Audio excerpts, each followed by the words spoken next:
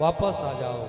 सुखदेव जी वापस नहीं आते, पेड़ों से आवाज आती, महाराज आपका एक बेटा भक्ति मार्ग में जा रहा है, आप क्यों पीछे पड़े हो? महाराज वो जाके संत बनेगा। हमें देखो ना, हजारों फल लगते हैं, लोग मार मार के तोड़ तोड़ करके पत्थर मार के ले जाते हैं, हम उसी प्रकार बने रहते हैं। अब आपका बेटा भजन करने गया है तो आप दुखी हो रहे हैं। वेदव्यास जी महाराज वापस आ गए।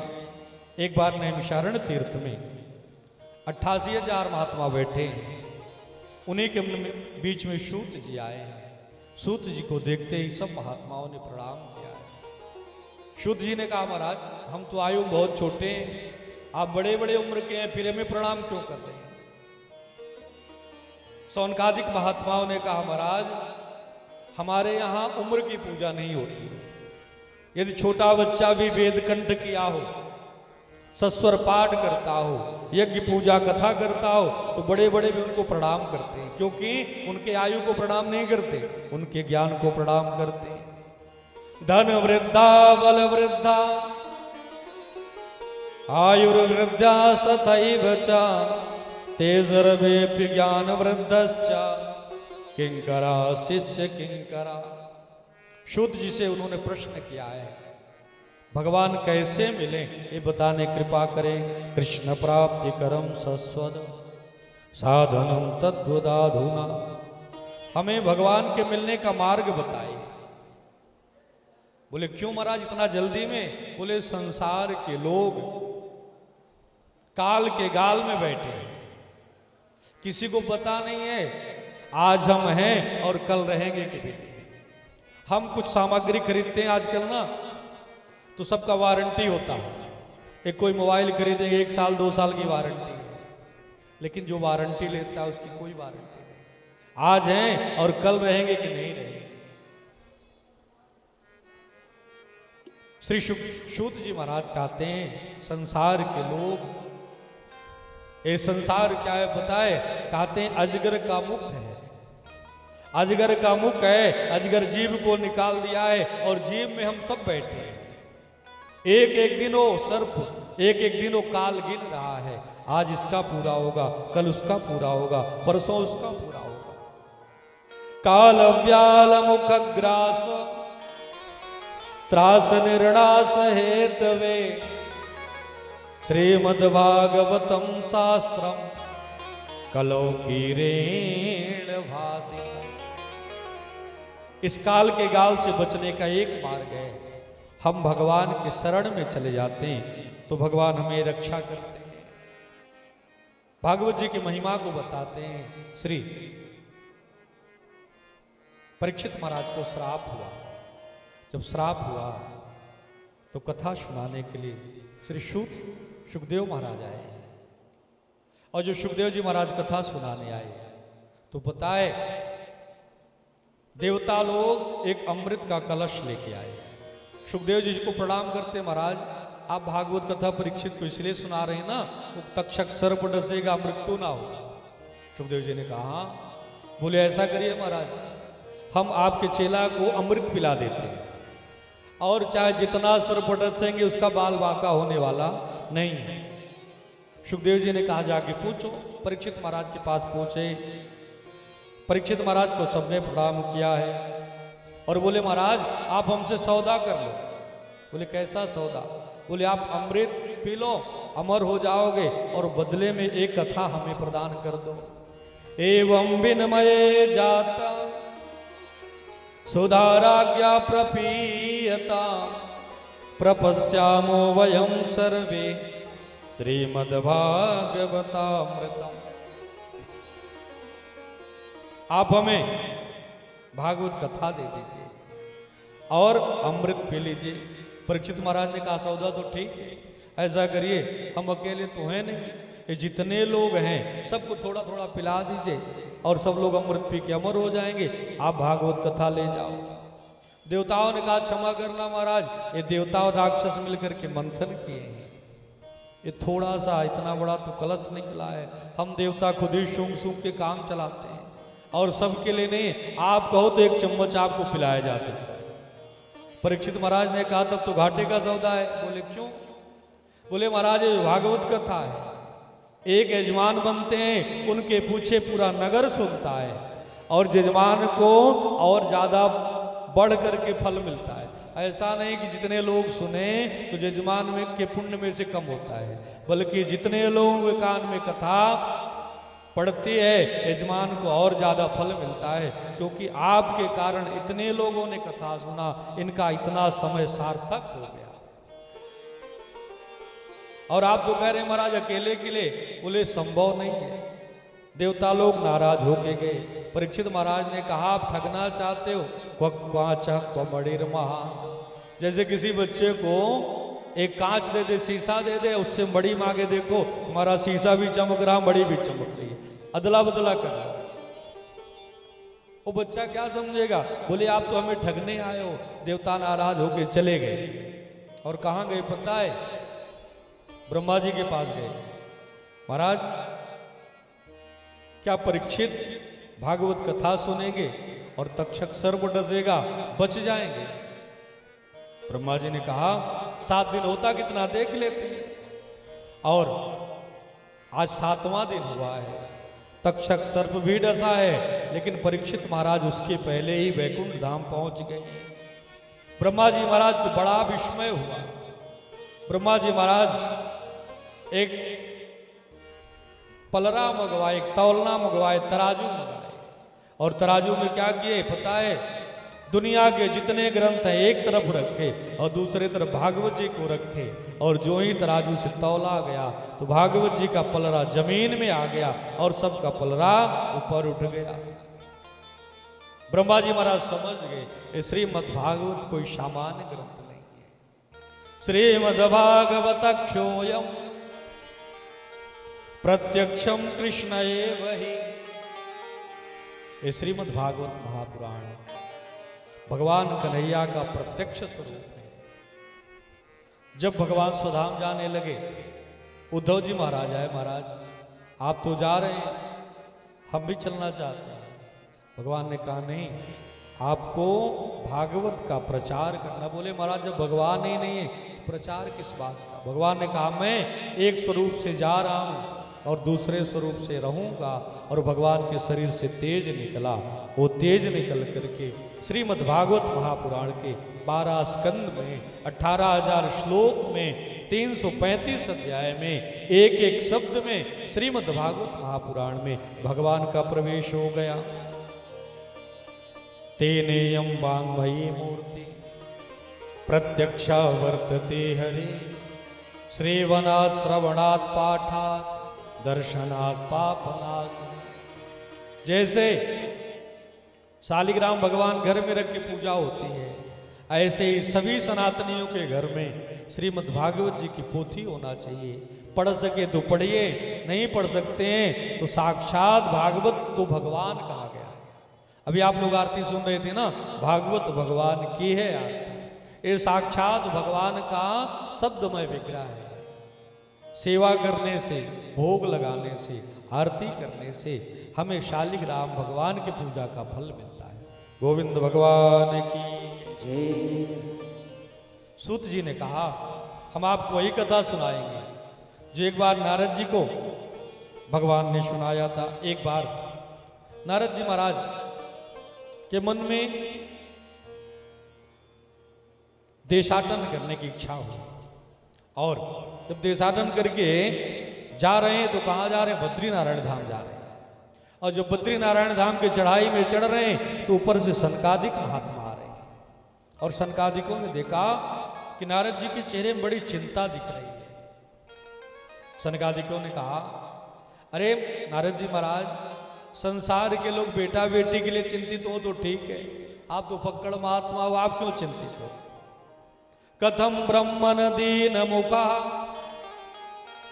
कुतश्चिंतातुरो भवान, त्वरितम गम्यते कुत्र कुतश्चागमनम तव। महाराज आपकी चिंता का कारण क्या है? नारद जी ने पूरा घटना बता दी। महाराज एक दिन हम पृथ्वी को सर्वोत्तमा मान करके और तीर्थाटन करने गए। हम लोग भी करते हैं ना, जब काम से थोड़ी फुर्सत मिलती है तो हम लोग तीर्थों की यात्रा करते हैं। नारद जी ने कहा महाराज हम हर तीर्थ में गए, पुष्कर गए, प्रयाग गए, काशी गए, हरिद्वार गए, सेतुबंद गए, रामेश्वर गए, लेकिन महाराज हमें कहीं शांति नहीं मिली। हर जगह गए और हर जगह कुछ ना कुछ गड़बड़ी देखे। कहीं देखे जिनके पास पैसा ज्यादा है तो जल्दी दर्शन हो जा रहा है, जिनके पास पैसा नहीं है वो घंटों घंटों लाइन लगाए। महाराज तीर्थों में भी अब भक्तों की महिमा कम हो गई है, पैसों वालों की महिमा ज्यादा हो गई। यदि पैसा ना हो तो भगवान जी का दर्शन भी नहीं हो पाता। महाराज हमने देखा है तीर्थों में लोग चोरी भी करते हैं। नहाने गए, गंगा जी में डुबकी लगाने गए, पता चला इधर झोला ही गोलो। हम नारद जी कहते हैं हर जगह हमने देखा, और बलवान लोग मंदिरों में कब्जा कर रहे हैं। जो अच्छे साधु हैं उनको मंदिरों से निकाला जा रहा है। तीर्थ सारस ततो गता। हमें महाराज हर जगह कलयुग का प्रवेश दिखा है। ना पश्यम कुच्छिच्छरमा मना संतोष कारकम कलिना धर्म मित्रेण धरेयम बाधिता धू। नारद जी ने कहा महाराज जब मैं तीर्थों से बाहर निकला, सोचे तीर्थ में गड़बड़ी हो रही है तो हम गृहस्थों के घर में घुसे, और जब परिवार वालों के घर में घुसे महाराज यहाँ भी हमको गड़बड़ी दिखने लगी। बोले वहां क्या देखे? बोले जो बूढ़ी बूढ़ी माताएं हैं उनका अपमान होने लगा। अब तो नई नई बहुओं का आधिपत्य है, जैसा चाहती वैसा करती हैं। बूढ़ी माताएं चिल्लाती रहती हैं, अरे बहू हमारे यहाँ किचन में चप्पल पहन के नहीं जाते, बहू हमारे यहाँ साड़ियाँ पहनने की परंपरा है, बहुए हाथ कर दिए ऐसे करते रहो, और बड़े बड़े छोटे छोटे कपड़े पहनेंगे, जूता चप्पल पहन के किचन में पहुंच जाएंगे, और माताएं कुछ कहना चाहती हैं तो नाराज होके मायके चली जाएंगी। तरुणी प्रभुता गे, नई नई बहुओं का आधिपत्य हो रहा है। और पहले होता था जब कुछ अच्छा पूछना होता था, व्यक्ति माता पिता के पास बैठता था, गुरुजनों के पास बैठता था, या समाज का जो पढ़ा व्यक्ति होता था उससे परामर्श लेते थे। बोले वो भी परंपरा खत्म हो गई। अब परंपरा किससे है परामर्श लेने की? पता है, श्याल को बुद्धिदायक।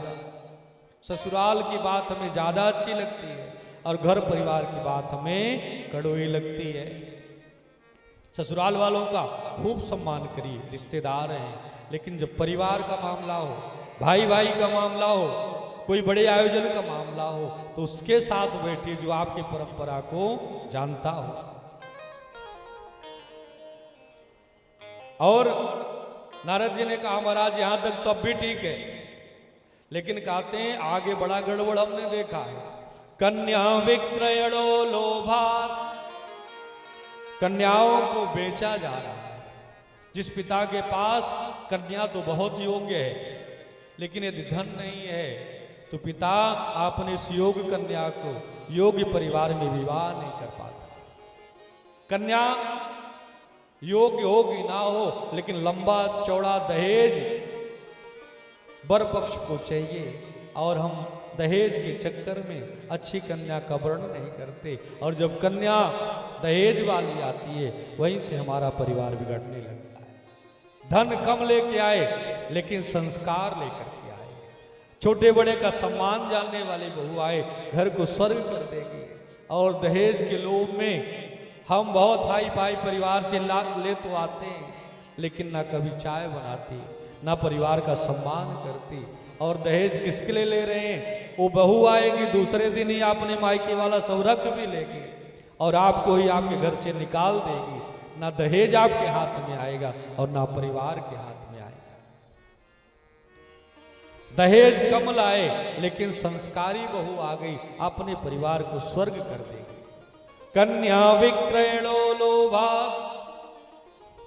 एक संत से किसी ने प्रश्न किया, महाराज पहले तो लोग बाबा तक का हिस्सा नहीं बढ़ता था, बाबा पिता चाचा ताऊ 150 का एक बड़ा परिवार होता था और बड़ी सुख शांति होती थी, लोग बहुत विकास करते थे। अब तो 2 भाई हैं, साल भर में हिस्सा बढ़ जाता है। उसका कारण क्या है? बोले पहले के लोग संस्कारी बहू लाते थे, और जब बहू आती थी तो सासू ससुर जेठ जेठानी सबको अपना माता पिता बड़ा भाई मानती थी, परिवार अच्छा होता था। अब हम दहेज के चक्कर में संस्कारी बहू नहीं लाते, धन वाली बहू लाते। तो जो ही धन वाली बहू आती सोचती है ऐसा ना हो मेरे मायके वाला और लोग यूज कर लें, प्रयोग कर लें, और इकट्ठा करने लगती है, ये मेरा है, ये आपका, ये मेरा है, ये आपका है। बस उसी दिन से परिवार बंटना चालू हो जाता है। और दंपति नाम शकल कल,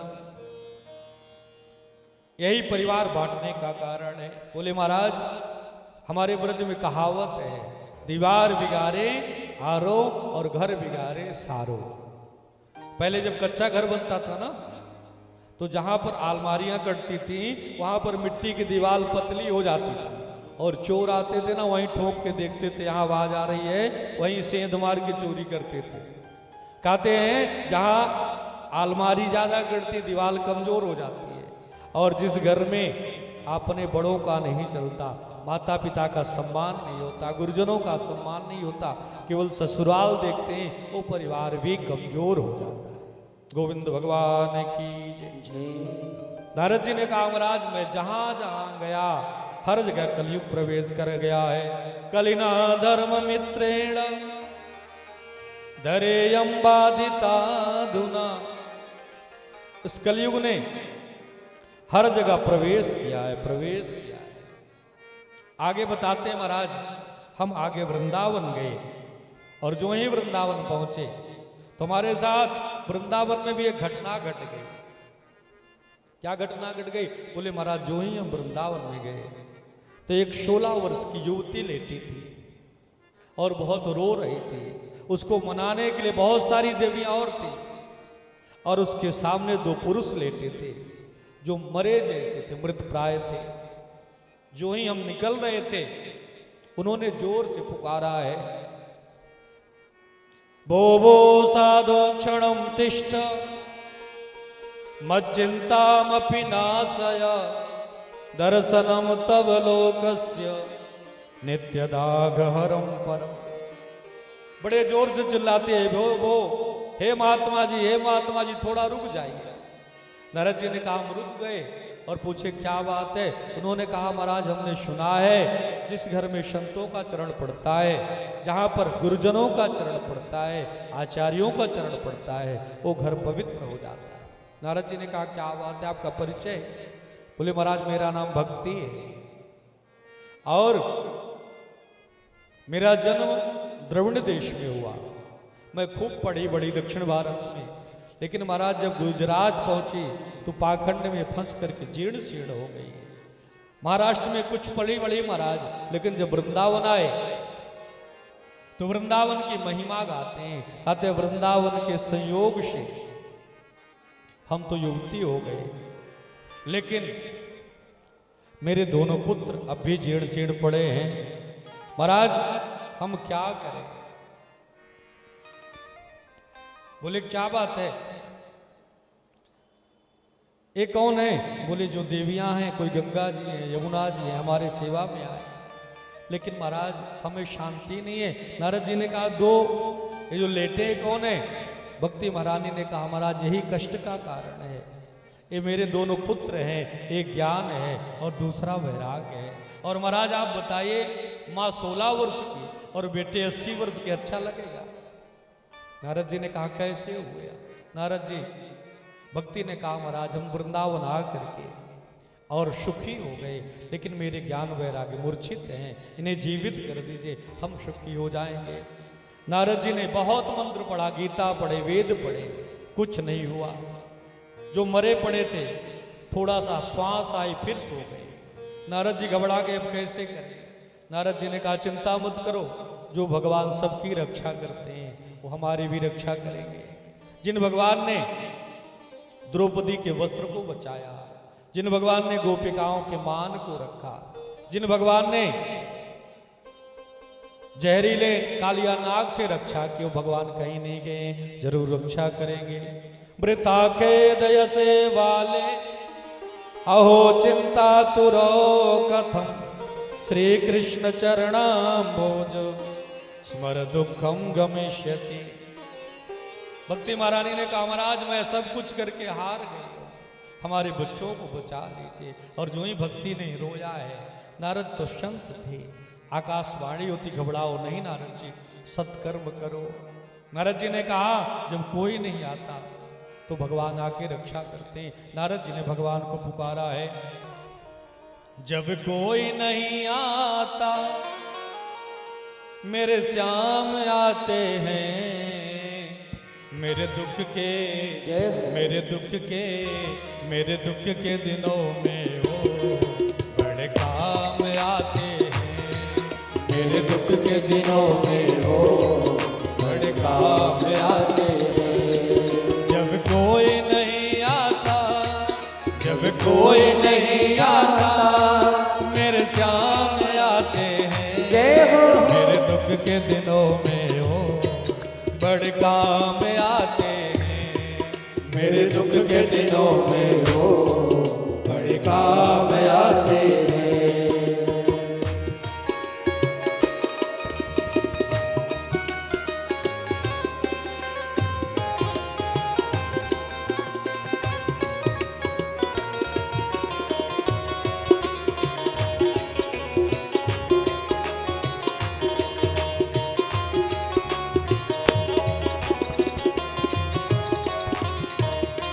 भक्ति ने कहा क्या करना पड़ेगा?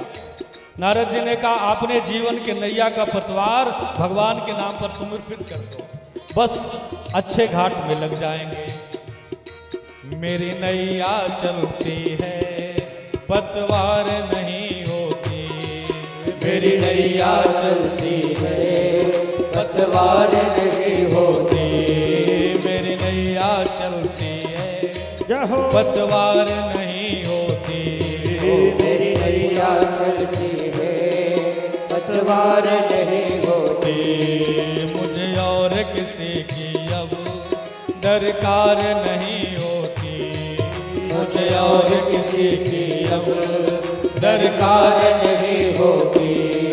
मैं डरता नहीं रास्ते, मैं डरता नहीं रहते, सुनसान आते हैं, हरि बोल। मेरे दुख के जय हो। मेरे दुख के जय हो। मेरे दुख के दिनों में वो बड़े काम आते हैं, मेरे दुख के दिनों में वो बड़े काम आते हैं, मेरे दुख के दिनों में वो बड़े काम आते हैं।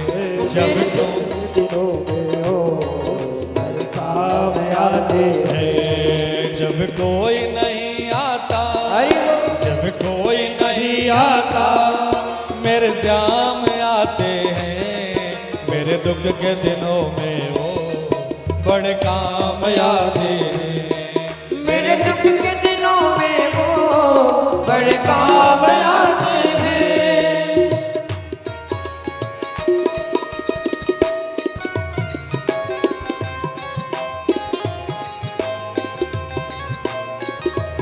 जय हो।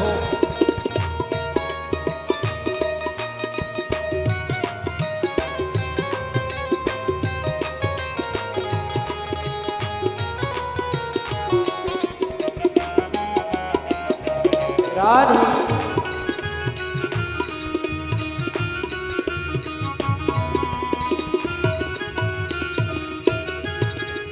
और कहते हैं संसार के लोगों को हम ज्यादा याद करते हैं तो दुख बढ़ता है, लेकिन भगवान का नाम लेते ही दुख अपने आप नष्ट होने लगता है। जो इनको याद करे दुख हल्का हो जाए, जो इनको याद करे दुख हल्का हो जाए, जो प्रेम करे इनसे ये उनके हो जाए, जो प्रेम करे इनसे वो इनका हो जाए। ये बिन बोले ही सब कुछ, ये बिन बिन बोले ही सब कुछ पहचान जाते हैं, मेरे दुख के जय हो। मेरे दुख के जय हो। मेरे दुख के दिनों में वो बड़े काम आते हैं, मेरे दुख के दिनों में वो बड़े काम आते हैं। जब कोई नहीं आता, जब कोई नहीं आता मेरे श्याम आते हैं, मेरे दुख के दिनों में वो बड़े काम आते हैं, मेरे दुख के दिनों में वो बड़े काम आते हैं, मेरे दुख के दिनों में वो बड़े काम आते हैं।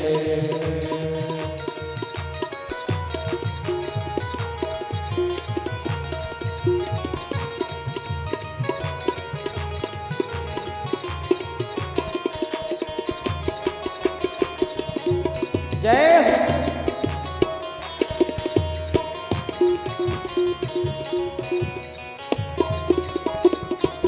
और संसार के लोग मित्रता करते हैं ना, तो अपना कैटेगरी देखते हैं कि हम ऐसे हैं, तुम्हारा मित्र भी ऐसे, लेकिन भगवान के मित्र कौन होते हैं? सुदामा जैसे मित्र। ए इतने बड़े होकर दिनों से प्यार करे, ये इतने बड़े होकर दिनों से प्यार करे, बनवारे छोटे बड़े सबको स्वीकार करे, बनवारे छोटे बड़े सबको स्वीकार करे।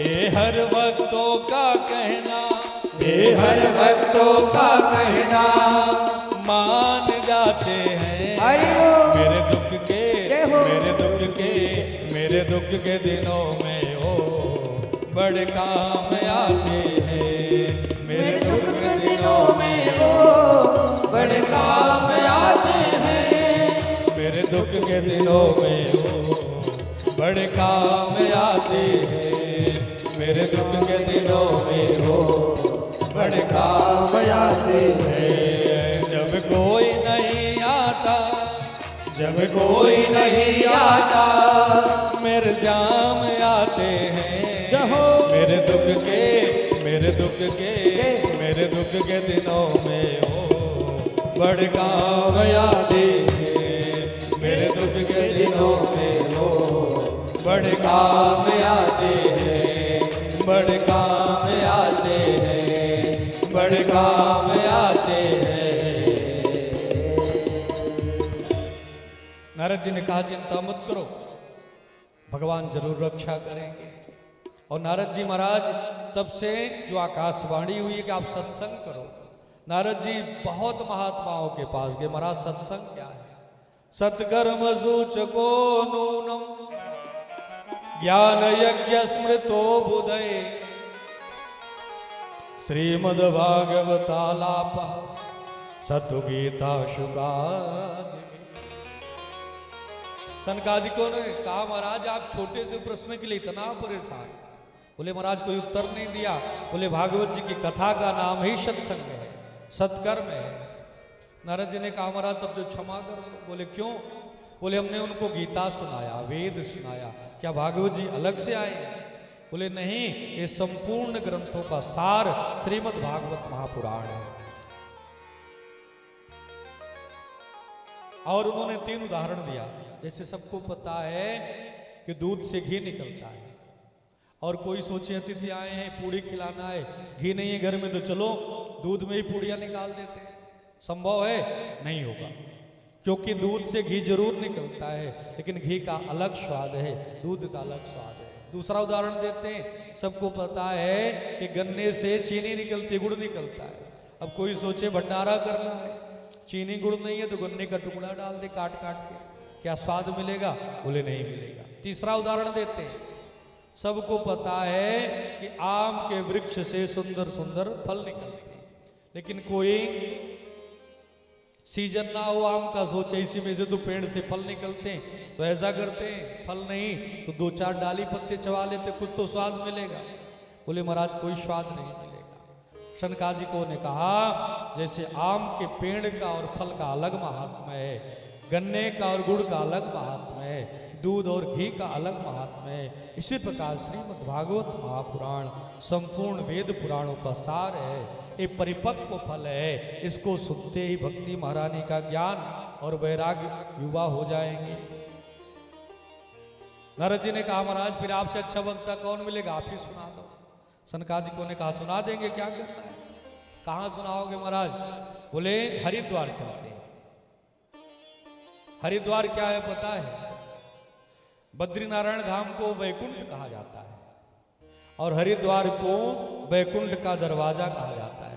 बोले हरिद्वार चलते हैं तो संसार के लोग भी पहुंच जाएंगे, उधर से देवता भी आ जाएंगे और कथा में आनंद आ जाएगा। नारद जी ने कहा महाराज क्या व्यवस्था करना पड़ेगा? सनकादिकों ने कहा महात्माओं के लिए कोई दक्षिणा नहीं, कोई व्यवस्था नहीं है, बस आप कथा सुनने बैठ जाओ और हम सुनाना चालू कर देंगे। नारद जी महाराज हरिद्वार में भागवत जी की कथा सुनने के लिए यजमान बने और सनकादिक महात्मा कथा सुनाने लगे। नारद जी महाराज यजमान बने, पूरा नगर दौड़ पड़ा। पहले की परंपरा में नहीं था कि निमंत्रण ना जाए तो हम ना आए, जो जो सुन लेता था सब लोग सुनते थे। तो ठाकुर जी की कथा है, किसी का शादी विवाह तोड़िए कि नहीं याद किए, जरूर चलेंगे। 4 प्रकार के लोग आए और 4 पंक्ति बन गई।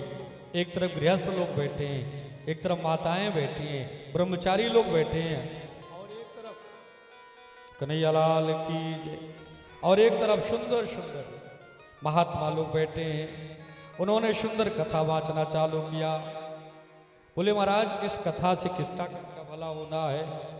बोले जो कितना हूं पाप क्यों ना किया हो, यदि वो भी इस कथा को सुनता है तो भला हो जाता है।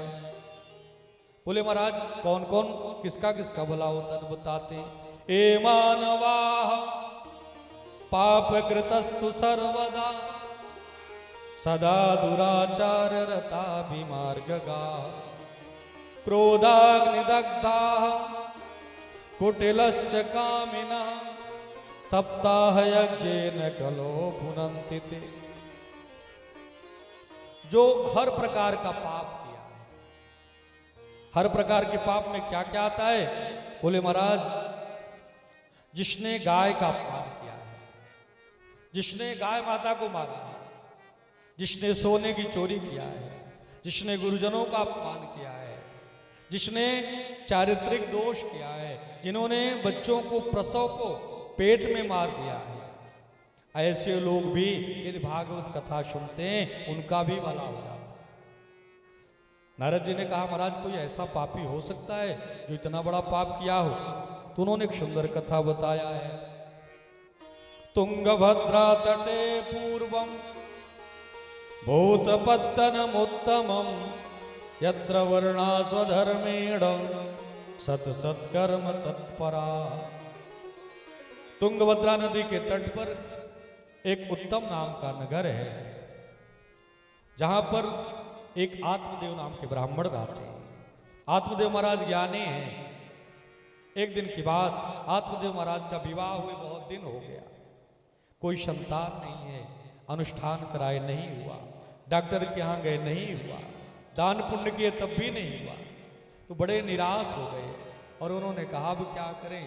व्यक्ति जब निराश हो जाता है चारों तरफ से, संसार में चारों तरफ अंधेला दिखता है, तो व्यक्ति क्या करता पता है? आत्महत्या करने की बात करता। महाराज अब हम मर जाएंगे, अब हम मर जाएंगे, और मरने की बात करने लगे। और एक तट, सरोवर के तट के किनारे गए, बैठ गए, पत्थर में बैठे हैं, मर जाऊंगा, डूब जाऊंगा। फिर सोचते हैं हम तो आचार्य हैं, आत्महत्या करेंगे लोग क्या कहेंगे, और आत्महत्या करेंगे तो प्रेत बनना पड़ता है, क्या करें? रो रहे हैं बैठ करके। और जानते हैं भगवान सुख में आए कि ना आए, लेकिन भक्तों के आंखों से सच वाला आंसू निकलता है, भगवान का सिंहासन हिल जाता है। और जो ही रोए तो भगवान स्वयं नहीं आए, संत को भेजे और संत जी आए। क्या बात है, क्यों रो रहे हो ब्राह्मण देवता? महाराज क्या बताएं, हमने पूर्व में कुछ पाप किया है, उसके फलस्वरूप रो रहे हैं। क्या बात है? बोले हमें कोई संतान नहीं है और हम संतान के लिए मरना चाहते हैं। महात्मा ने कहा आप इतने दिन में परेशान हो महाराज, आपके मत्थे में तो 7 जन्म तक संतान का सुख नहीं है। कथम रोदस विप्रत्वम काते चिंतावलीयते बदत्वम सत्वरम मह्यम स्वस्य दुखस्य कारण। आपकी चिंता बहुत बलवान दिख रही है, क्या बात है? उन्होंने पूरी बात बताया महाराज। हम पेड़ लगाते हैं, फल नहीं होता। गाय पालते हैं, बच्चा नहीं देती। तुलसी लगाते हैं, सूख जाते हैं। महाराज हमारे हाथ का कोई भोजन नहीं करना चाहता, हमारा मुख देखना नहीं चाहता। महात्मा ने कहा महाराज भगवान को या अपना पुत्र बना लो, बड़े सुखी रहोगे, संसार के चक्करों मत पड़ो, क्योंकि आपको संतान का सुख नहीं है। आत्मदेव महाराज ने कहा महाराज प्रवचन अच्छा नहीं लग रहा, हमें तो संतान दे दीजिए, नहीं तो आपके सामने जलाशय में हत्या कर लूंगा और आपको भी पाप लगेगा। बोले बात तो ठीक कह रहे हो। और उन्होंने, संत हैं पिघल गए, एक फल निकाले, लो अपने पत्नी को खिला देना, सुंदर गर्भ होगा, लेकिन ध्यान रखना झूठ नहीं बोलेगी, झूठा भोजन नहीं करेंगी, चुगली एक दूसरे की नहीं करेगी, भक्ति करेंगी, धर्म कर्म करेंगी तो भला होगा। ले गए आत्मदेव महाराज प्रसन्न होकर के और अपनी पत्नी को देते हैं। सुनती हो आज भगवान ने कृपा किया है, इस फल को खा लो, हमारे घर में भी सुंदर बाल गोपाल होंगे। पत्नी ने कहा ठीक है, लेकिन विचार करने लगी, फल खा लूंगी, पेट बढ़ जाएगा, चोर आया सब भाग जाएंगे, हम तो मारे जाएंगे, और कहीं कहीं हो भी गया तो लालन पालन में बड़ा दुख है, और मान लो ठीक है और ज्यादा कुछ हो गया, आग लग जाएगी, जल जाऊंगी। नाना प्रकार के कुतर्क करने लगी और धुंधली ने फल को नहीं खाया। एक पड़ोसन थी बहन, तो दुबली हो रही, क्या बात है, क्या करूं, मेरे पति देव फल लाए हैं और मैं खाना नहीं चाहती, इससे क्या होगा, फल खाते पेट में गर्भ आ जाएगा और मैं गर्भ का प्रसव का पीड़ा सहना नहीं चाहती। ऐसा करो, मेरे यहाँ तो पहले से ही बहुत सारी संतान है, पेट में है, हम तुम्हें दे देंगे और तुम हमें बदले में धन दे देना। और इस फल को परीक्षा करने के लिए गाय को खिला देते हैं। गाय माता को फल खिला दिया गया और समय आया, प्रसव का समय आया, उसने बच्चे को उत्पन्न किया, दे के चली गई। धुंधली चिल्लाती है, भगवान ने सुन लिया, हमें बेटा हुआ है, बेटा हुआ है। आत्मदेव महाराज बड़े सरल पंडित थे, प्रसन्न हो गए। हे भगवान आपने कितना सुना और भगवान की महिमा देखी। अब तो गाय ने भी एक बछड़े के जगह पे एक सुंदर बालक को जन्म दिया। केवल कान गाय के समान है और पूरा शरीर सुंदर मनुष्य के समान है। उस बालक का नाम गोकर्ण रखा गया।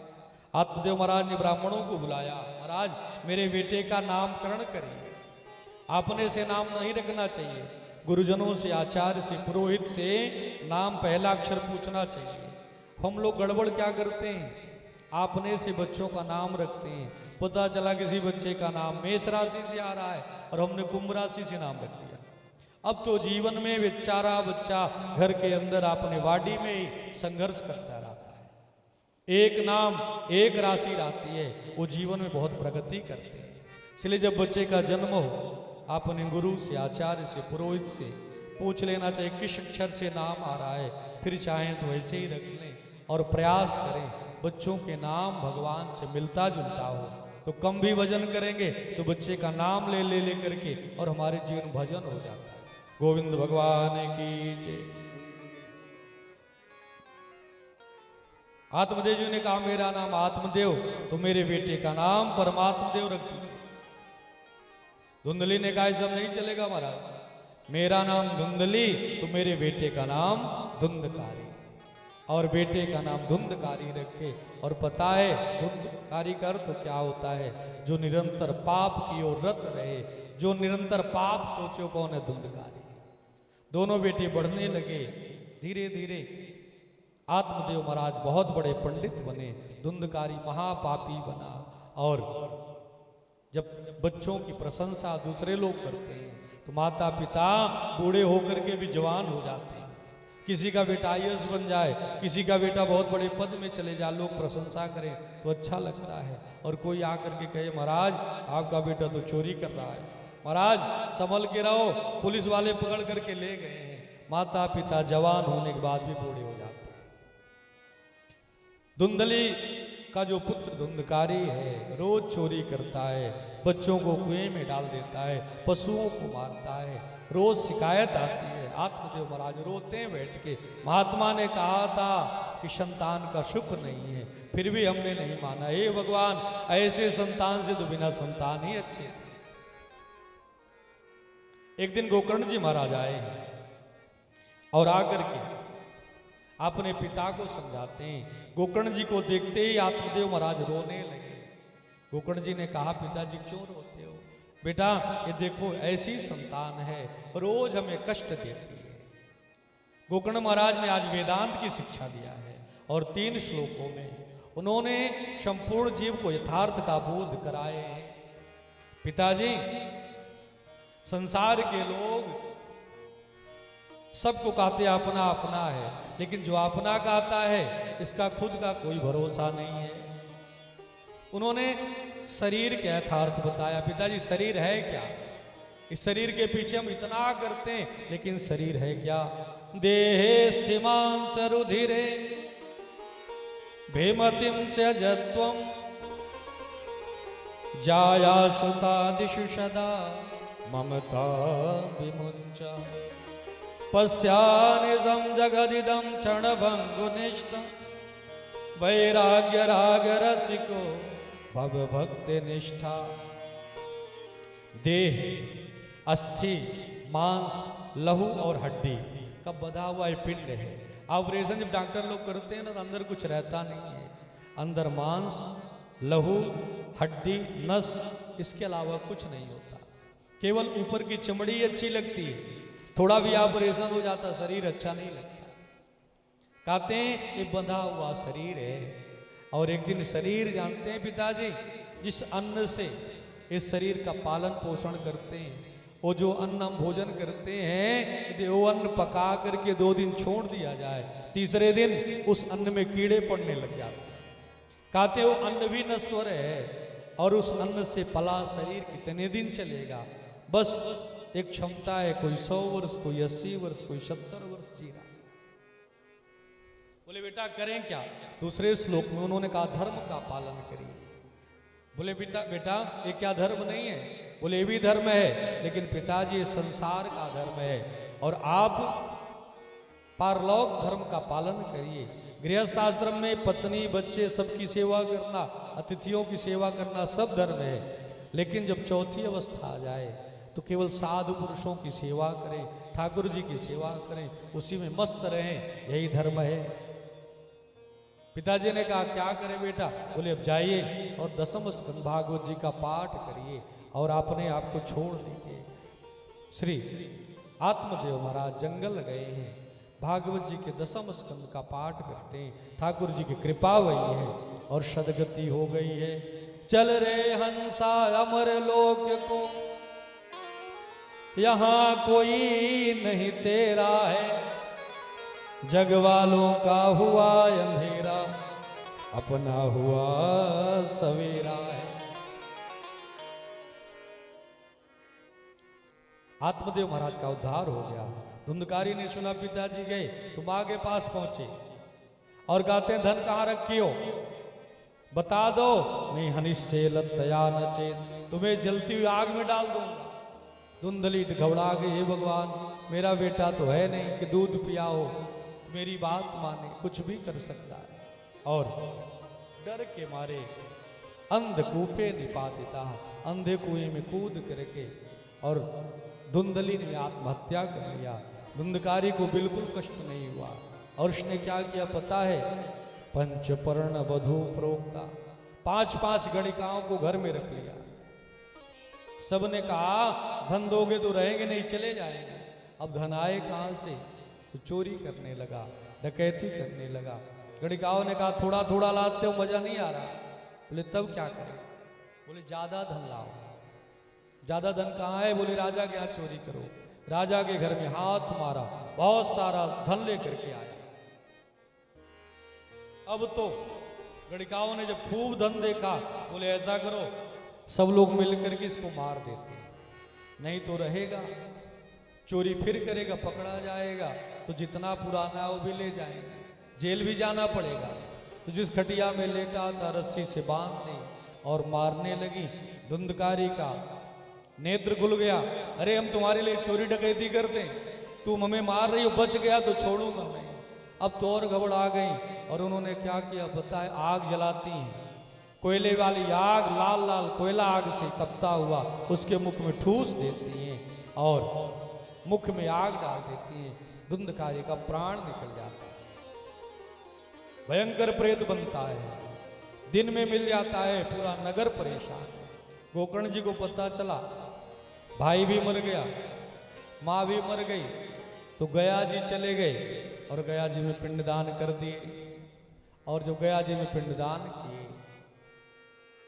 और लौट करके घर आए, कहावत सुने ना, जब गया से लोग लौटते हैं तो घर में आकर के भंडारा करते, हवन करते हैं। सोचे चले कुछ भंडारा कर देंगे, हवन कर देंगे, लेकिन जब अपने कुटिया में रात्रि में गए तो तखत पड़ा था, आसन बिछा के लेटे और रात्रि के जो ही 12 बजे धुंधकारी फिर से खड़ा हो गया, प्रेत बन करके आग में लुबाड़ा लेके दौड़ता है, राजा बन के दौड़ता है, शेर बन के दौड़ता है। गोकर्ण जी समझ गए कोई भटका हुआ जीव है। गोकर्ण जी ने कहा कौन हो? बोल नहीं पाता, जल का छिट्टा, जल लिए छिट्टा मारे मंत्र पढ़ करके जो उसकी बाणी थी जागृत हो गई और बताता है, अहम भ्राता त्वदीयोस्मि धुंधकारेति नामतः स्वकीयेनैव दोषेण ब्रह्मत्वं नासितं मया। मैं आपका भाई धुंधकारी हूं भैया, मैंने अपने दोष के कारण, पाप के कारण, ब्राह्मण कुल पाने के बाद भी मैंने ब्राह्मणत्व को नष्ट किया और भयंकर प्रेत बन गया हूं, बहुत कष्ट में हूं, मेरी रक्षा करिए। गोकर्ण जी ने कहा भैया तुम्हारे लिए तो हम गया जी में श्राद्ध करके आए, और लोग कहते हैं गया में पिंडदान करने के बाद सभी पितर तर जाते हैं, तुम क्यों नहीं तरे? धुंधकारी ने कहा महाराज वहां पुण्यात्मा तरते हैं, हम तो पापी हैं, हमारे जैसे लोगों के लिए 100 बार भी गया में पिंडदान करिए तब भी कुछ होने वाला नहीं है। गया श्राद्ध सते नापे मुक्तिर्मे ना भविष्य, कोई और उपाय करिए। गोकर्ण जी ने कहा ठीक है जाओ, और दूसरे दिन गोकर्ण भक्त ने सूर्य भगवान के रथ को रोके। सूर्य भगवान ने कहा क्या बात है महाराज, मेरा भाई प्रेत बन गया है, रक्षा करिए, उद्धार करने का मार्ग बताइए। बोले भागवत कथा सुनाओ। श्रीमद्भागवतान मुक्ते सप्ताहम वाचनम। गोकर्ण जी ने सुंदर संकल्प लिया है और धुंधकारी का आवाहन करते हैं। आज भी धुंधकारी के प्रतीक रूप में देखिए, काले कपड़े में 7 गांठ का बांस बांधा जाता है और धुंधकारी आकर के उसी बांस के गांठ में घुस गया। पहले दिन पहली, दूसरे दिन दूसरी, तीसरे दिन तीसरी, इस क्रम से 7 दिन में एक एक ग्रंथियां टूटती चली गई, टूटती चली गई, और धुंधकारी का जो प्रेतत्व था वो नष्ट हो गया, दिव्य स्वरूप हो गया, चतुर्भुज हो गया, और भगवान का विमान आया, चलो आपको वैकुंठ चलना। धुंधकारी गया है, गोकर्ण जी को प्रणाम करता है, भैया हम तो बड़े कष्ट में थे, आपने कथा सुना के हमारा भला कर दिया, अब हम आपकी स्तुति गाना चाहते हैं। गोकर्ण जी ने कहा तो सब ठीक है, लेकिन हमने कथा तो सबको एक जैसे सुनाया, एक के लिए विमान, दूसरे कोई पूछ नहीं रहा, इतना भेदभाव कैसे? भगवान के पार्षदों ने कहा कथा तो सबने सुनी, लेकिन श्रवणस्य विभेदेन, सब अलग अलग ढंग से सुने। आधे लोगों का मन घर में था, आधे लोगों का मन यहाँ था, आधे लोग कुछ, आधे लोग कुछ, कथा सबने ध्यान से नहीं सुना, और जब सुने नहीं तो फल में भेद हो गया। गोकर्ण जी ने कहा ठीक है, और गोकर्ण जी महाराज फिर से दोबारा भादव के महीने में भागवत जी का आयोजन किए हैं। सब लोगों ने नियम से कथा सुना है, सबके लिए विमान आया है, और सबके सबका कल्याण हो गया है। कन्हैया लाल की जय। नारद जी ने प्रश्न किया महाराज भागवत कथा सुनना कैसे चाहिए? क्या विधान है? बोले दैवज्ञम समाहूय मुहूर्तम पृच्छय यत्नतः कन्याया दृशि वृद्धम तादृशी परिकल्पय। मुहूर्त के जानने वाले ब्राह्मण को बुलाएं और कथा का तिथि निर्धारित करें। कहते हैं कथा कैसे सुनना चाहिए? जैसे अज्ञानी बालक हो, जब कथा सुनिए ना, बिल्कुल अपना ज्ञान बुद्धि मत लगाइए, ये समझिए हम कुछ नहीं जानते। और ठाकुर जी का चरित्र जो सुनने को मिल रहा है ये अमृत है। कभी भी कथाओं में काट छाट मत करिए। यदि कभी कुछ गड़बड़ भी सुनने को मिले तब भी समझ लीजिए कि वो सही वाला सही है। जब हम ज़्यादा काट छाट के चक्कर में पड़ते हैं तो मूल कथाएं हमारे समझ में नहीं आती, हम काट छाट में ही पड़े रहते हैं। हाँ, कोई प्रश्न हो उसको मन में रखना चाहिए। जब कथा पूरा हो जाए तो कथा व्यास के पास बैठ के शंका का समाधान करना चाहिए। तर्क करना बहुत अच्छी बात है, लेकिन शास्त्र में कुतर्क नहीं करना चाहिए। जो बातें समझ में नहीं आए हमें बैठ के पूछना चाहिए। गोविंद भगवान की जय। और लिखा है कन्या यादृशी वित्तम तादृशी परिकल्पय। जैसे हम बेटी की शादी करते हैं और खूब खर्च करते हैं, ऐसे ही जीवन में एक बार कथा सुनने का अवसर जल्दी से मिलता है तो खूब खर्च करना चाहिए। जितने अतिथि आए उनका सत्कार करना चाहिए, जितने गुरु पंडित आए खूब खिलाना पिलाना चाहिए। बहुत लोग हैं पैसा बहुत रखते हैं और लेकिन मौका ही नहीं मिलता कि अच्छे काम में हम खर्च भी कर सकें। ठाकुर जी जब अपनी सेवा देते हैं उस समय का सदुपयोग कर लेना चाहिए। कहते हैं कम से कम 5 ब्राह्मणों का वर्ण करें, मंत्र का जप करें, पाठ कराएं, वेदियों का निर्माण कराएं और कथा में विघ्न न आए, नींद न आए तो बीच बीच में कथा में संकीर्तन भी खूब करना चाहिए। गोविंद भगवान की जय। बोले महाराज कथा में रहना कैसे चाहिए? खान पान की क्या व्यवस्था है? तो उन्होंने बताया है 7 दिन तक हवा पी के यजमान को रहना चाहिए, केवल हवा पिए। बोले महाराज दूसरे दिन सुन पाएंगे कि नहीं? तो बोले फिर घी पी के 7 दिन कथा सुने। बोले महाराज ये भी संभव ना हो तो? बोले फिर दूध पी के कथा सुने। ये भी संभव ना हो, शरीर इतना सक्षम ना हो कि दूध पचा सके, तो फिर लिखते हैं कि फलाहार करके 7 दिन कथा सुने। बोले महाराज बुढ़ापा का समय फलाहार आलू आदि नस अच्छा लगे तो बोले भोजन एक मीटिंग फलाहार कर लें और दूसरी मीटिंग में भोजन कर लें। बोले महाराज ये भी संभव ना हो? तो बोले भागवत कथा भोजन करके भी सुना जा सकता है। यजमान को और आचार्य को दोनों को भोजन करके भी कथा सुनने सुनाने का विधान है, लेकिन भोजन थोड़ा कम करें, फलाहार जैसे ही करें। भोजन क्यों मना किया जाता है पता है? भोजन फलाहार में और कुछ अंतर नहीं। फलाहार में आलस्य नहीं होता। आप फलाहार करेंगे तो आपको जरूरत नहीं कि दोपहर में 1 घंटे विश्राम मिले, लेकिन अन्न में क्या होता? आलस्य होता है। अन्न खा करके आप बैठेंगे, 1 घंटे विश्राम नहीं मिलेगा तो बार बार नींद आएगी, जमुहाई आएगी। इसलिए भोजन करके भी कथा सुना जा सकता है। एक जगह कथा सुनाने के और यजमान जो है थोड़ा सा तंदुरुस्त थे, अब घर वाले उनको जबरदस्ती व्रत करा दिए। अब जो ही कथा में 4:30 के ऊपर घड़ी जाए तो बार बार देखे हो। अब हमको लगे कि इनको या तो कथा अच्छी नहीं लग रही है या कोई बात है। भाई बार बार यजमान देखेंगे, घड़ी दिखाने का मतलब होता है महाराज जल्दी आरती कराएंगे। एक दिन उनको बुलाए, हम कहे भैया आप 4:30 बजे के बाद बार बार घड़ी देखते हैं, तुम्हारा कथा मन नहीं लगता। बोले महाराज क्या करें, 4:30 बजे के बाद इतने जोर की भूख लगती है, फिर कथा होता कुछ समझ में नहीं आता। तो हम कहे कुछ ज़्यादा खा लिया करें। बोले घर वाले कहे थोड़ा सा फलाहार करना और महाराज 2-1.5 घंटे में ख़त्म हो जाता है। बच्चों को बुलाए, हम कहे इनको बढ़िया भोजन कराया करें। और दूसरे दिन से जब उनको बढ़िया भोजन मिलने लगा, इतने ध्यान से कथा सुने और पूरे टाइम तक फिर आनंदित रहे। मतलब उस फलाहार का कोई महत्व नहीं है जो हमारे कथा सुनने में ही विघ्न करे।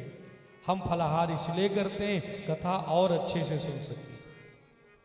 वेदव्यास जी उद्घोष करते हैं, भोजनम तु वरम मन्ये कथा श्रवण कारकम नोपवासो वरा प्रोक्ता कथा विघ्न करो यदि। यदि व्रत कथा में विघ्न डाले उस व्रत को बिल्कुल भी करना नहीं चाहिए। गोविंद भगवान की जय। लेकिन भोजन कैसे करना चाहिए? लिखा है मसूर की दाल नहीं खाना चाहिए, बैगन नहीं खाना चाहिए, लहसुन प्याज नहीं खाना चाहिए, मूली नहीं खाना चाहिए। सुपाच्य भोजन करें जो जल्दी से पच जाए। और यदि 4 रोटी की भूख हो तो 3 ही रोटी खाना है, 1 रोटी कम खाना चाहिए, जिससे आलस्य नो कन्हैया लाल की जय। अंतिम में लिखे हवन करना चाहिए।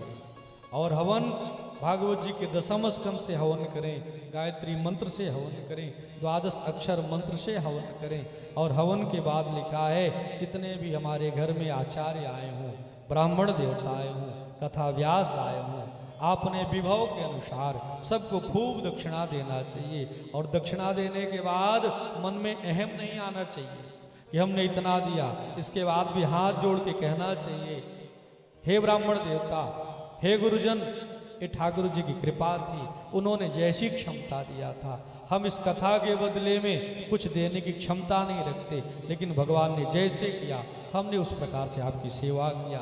स्वर्णदान करना चाहिए। स्वर्णदान का कथा में बड़ा महत्व है, क्योंकि स्वर्ण में भगवान का निवास होता है। स्वर्णदान करें, अपने अतिथियों को वस्त्र दान करें।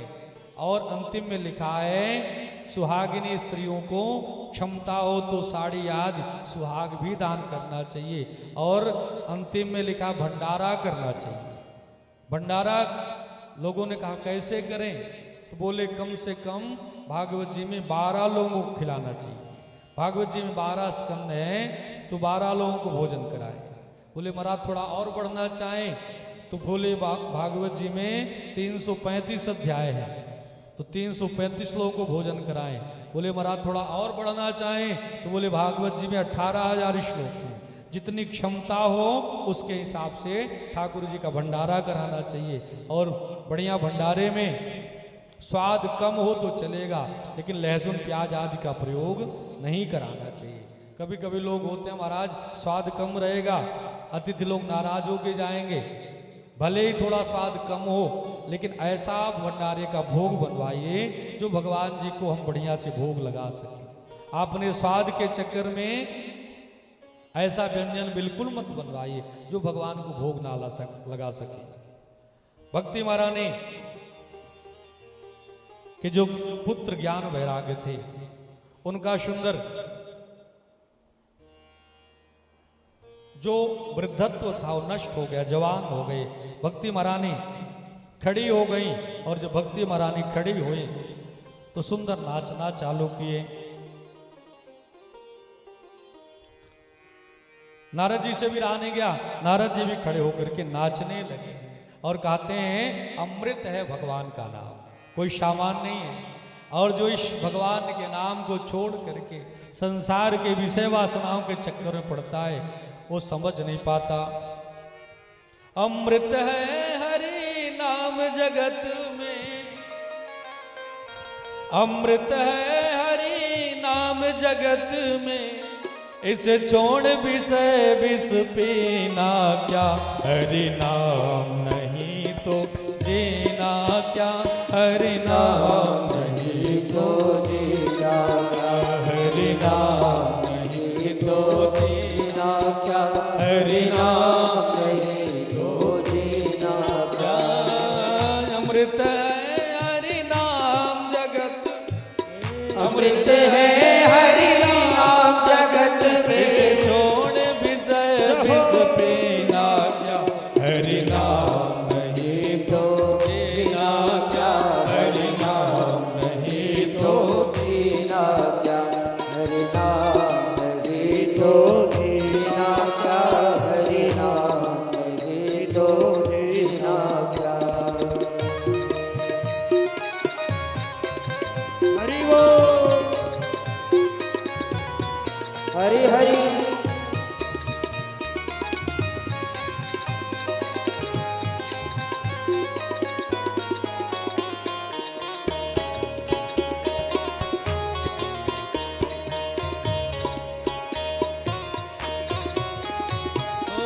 काल सदाय अपनी रस डोले, ना जाने कब सिर चढ़ बोले, ना जाने कब सिर चढ़ बोले, ना जाने कब सिर चढ़ बोले, ना जाने कब सिर चढ़ बोले।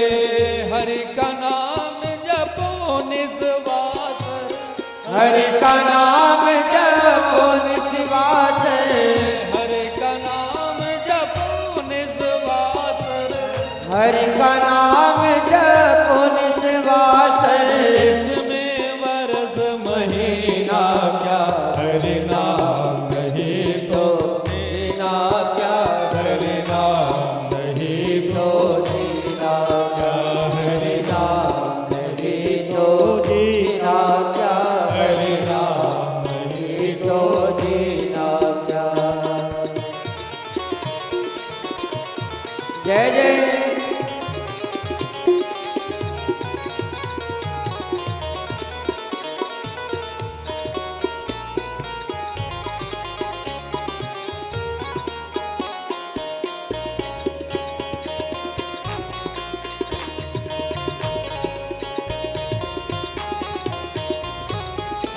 तीरथ है हरि नाम तुम्हारा, फिर क्यों फिरता मारा मारा, फिर क्यों फिरता मारा मारा, फिर क्यों फिरता मारा मारा, फिर क्यों फिरता मारा मारा। अंत समय हरि नाम न आवे, अंत समय हरि नाम न आवे, अंत समय हरि नाम न आवे, अंत समय हरि नाम न आवे। काशी और मदीना क्या हरि नाम नहीं तो जीना क्या, हरि नाम नहीं तो जीना क्या, हरि नाम नहीं तो जीना क्या, हरि नाम नहीं तो जीना क्या। अमृत है हरि नाम जगत में, अमृत है हरि नाम जगत में। छोड़ विषय विष पीना क्या, हरि नाम नहीं तो जीना क्या, हरि नाम नहीं तो जीना क्या।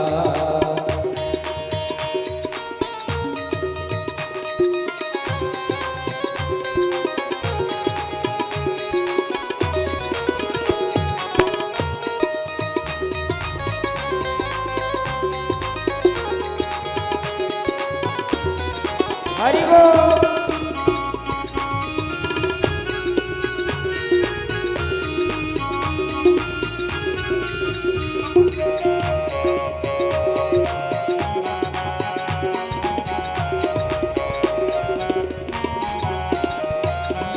भूषण से सब अंग सजा, रसना से हरि नाम न आवे, रसना से हरि नाम न आवे, रसना से हरि नाम न आवे।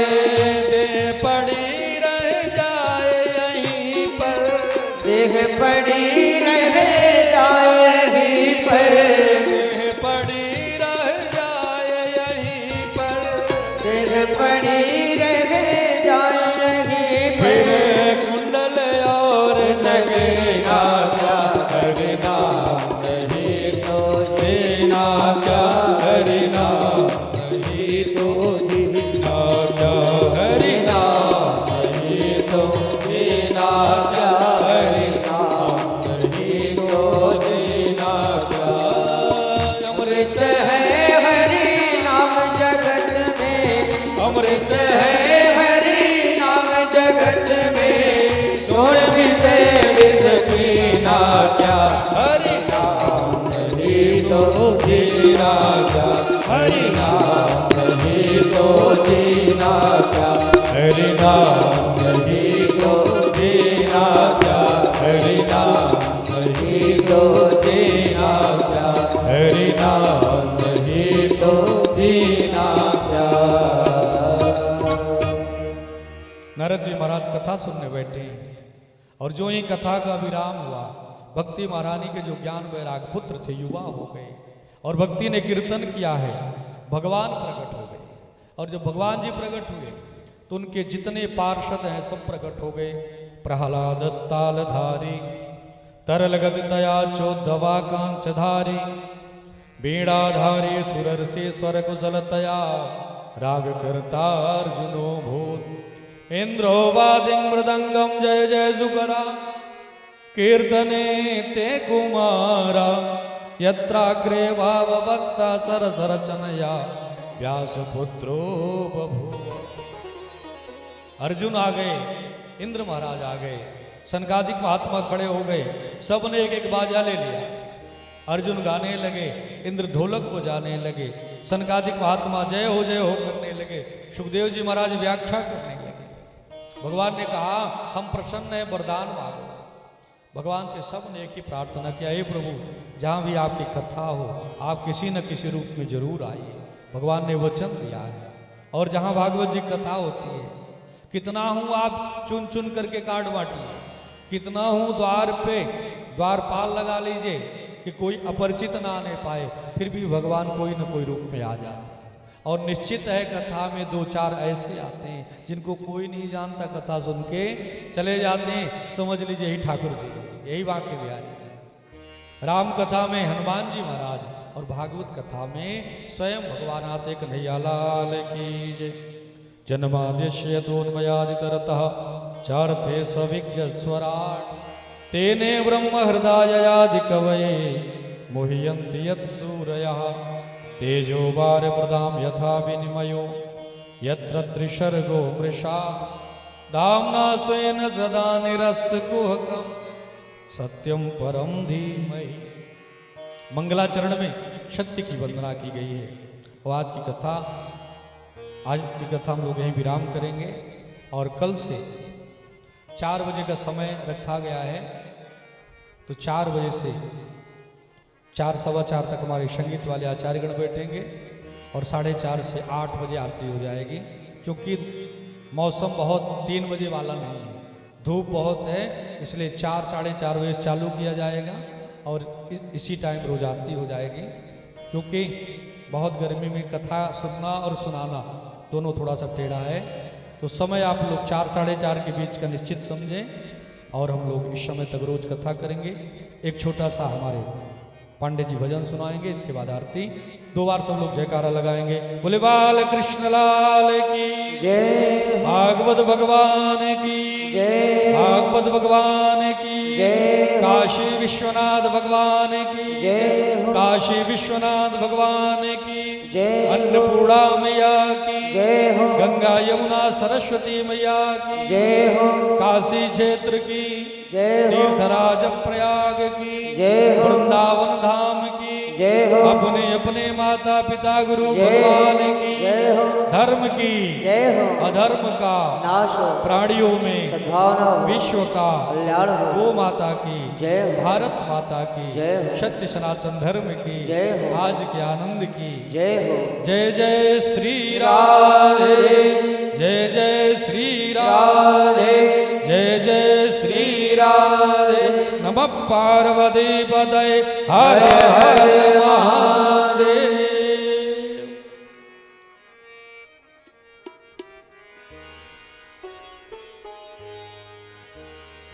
पुरुषार्थ की विश्वास की है अमर कहानी, है ज्ञान की ये गंगा, है ज्ञान की ये गंगा, ऋषियों की अमर वाणी, है ज्ञान की ये गंगा, ऋषियों की अमर वाणी। पुरुषार्थ की विश्वास की, पुरुषार्थ की विश्वास की है ये अमर कहानी, है ज्ञान की ये गंगा, है ज्ञान की ये गंगा, ऋषियों की अमर वाणी है ज्ञान की ये गंगा ऋषियों की अमर वाणी।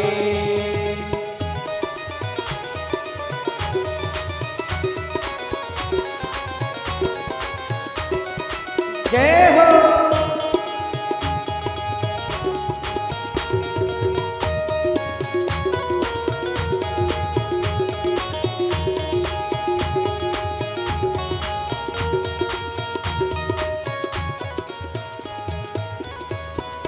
धुंधकारी को मोक्ष दिया है परम पिता की गोद गया है।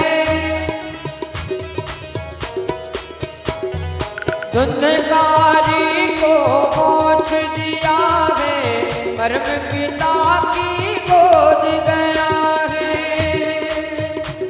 ये ज्ञान की ये मोक्ष की ये ज्ञान की ये मोक्ष की अमृत भरी कहानी ये ज्ञान की ये गंगा ये ज्ञान की ये गंगा ऋषियों की अमर वाणी है ज्ञान की ये गंगा ऋषियों की अमर वाणी।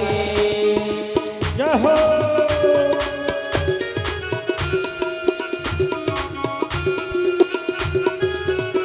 भागवत महापुराण की जय हो।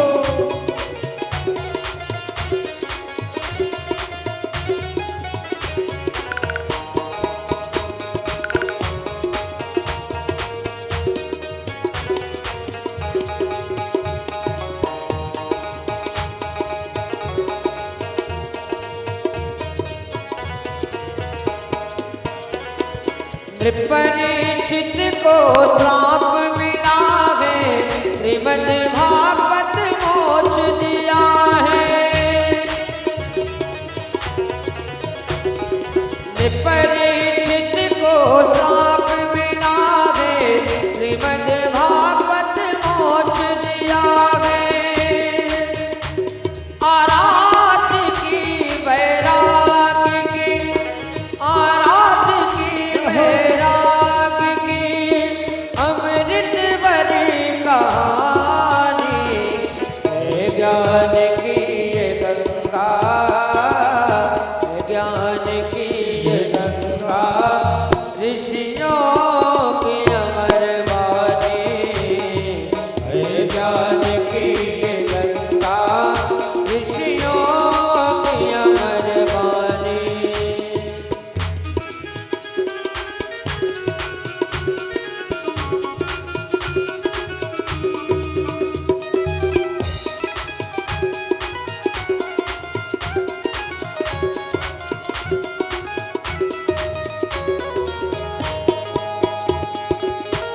हरि बोल।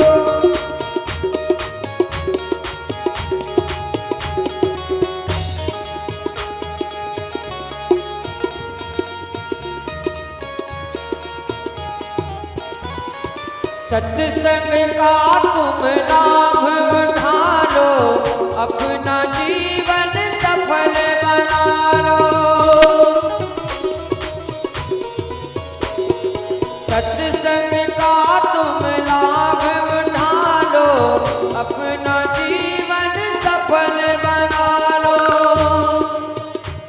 ये ज्ञान की ये मोक्ष की अमृत भरी कहानी है ज्ञान की ये गंगा है ज्ञान की ये गंगा ऋषियों की अमर वाणी है ज्ञान की ये गंगा ऋषियों की अमर वाणी है ज्ञान की ये गंगा ऋषियों की अमर वाणी ऋषियों की अमर वाणी ऋषियों की अमर वाणी।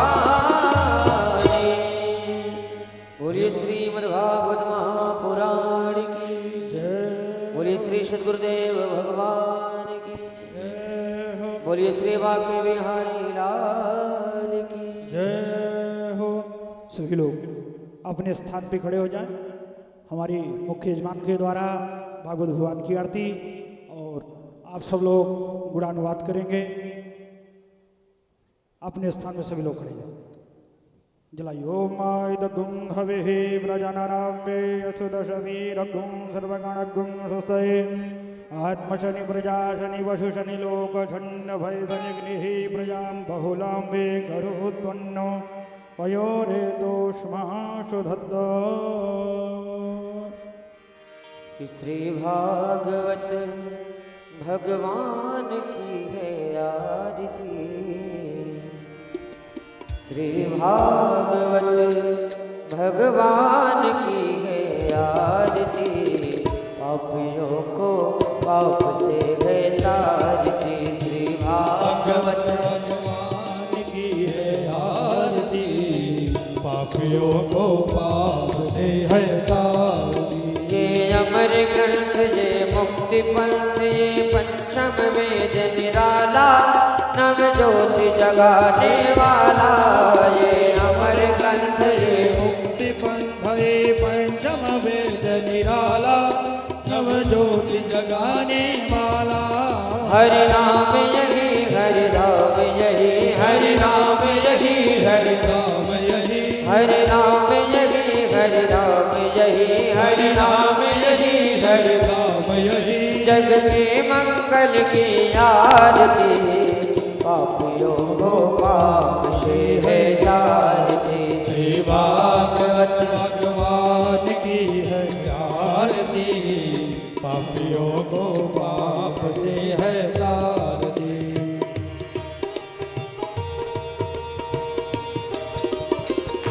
भले भागवत भगवान की जय हो। जय हो।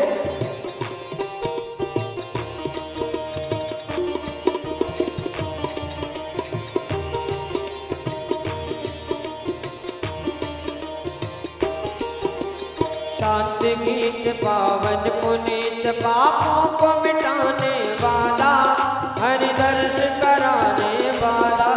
ये शांति गीत पावन पुनीत पापों को मिटाने वाला, हरि दर्श कराने वाला।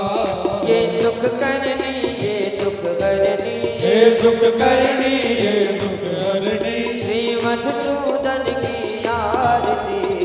पापियों को पाप से है तारती। श्री भागवत भगवान की है आरती, जय हो। पापियों को पाप से है तारती।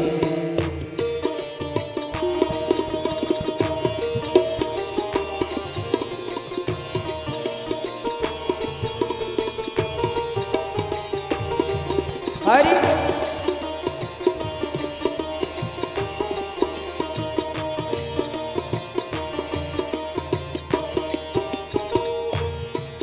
ये मधुर बोल सदपंथ खोल सन्मार्ग बताने वाला बिगड़े को मनाने वाला।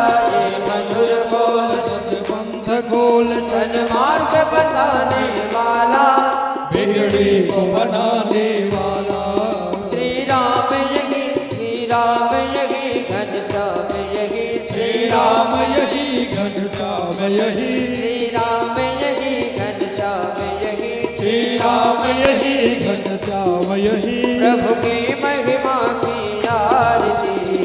पापियों को पाप से है तारती। श्री भागवत भगवान की है आरती, पापियों को पाप से है तारती। श्री भागवत भगवान की है आरती। पापियों को पाप से है तारती। श्री भागवत भगवान की है आरती, पापियों को पाप से है तारती। कर्पूर गौरम करुणावतारम संसार सारम भुजगेन्द्रहारम सदा वसन्तं हृदयारविन्दे भवं भवानी सहितं नमामि। त्वमेव माता च पिता त्वमेव बन्धो शिशुखा त्वमेव त्वमेव त्वमेव वेद्या द्रविणं त्वमेव त्वमेव सर्वं मम देव देव हे भागवत भगवान की है आरती पापियों को पाप से है तारती श्री भागवत भगवान की है आरती पापियों को पाप से है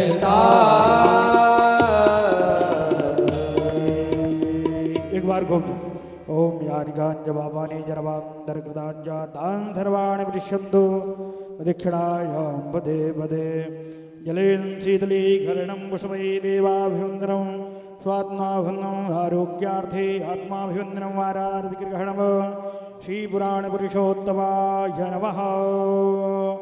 आरती ले लीजिए, हाथ धो लीजिए, हाथ धो करके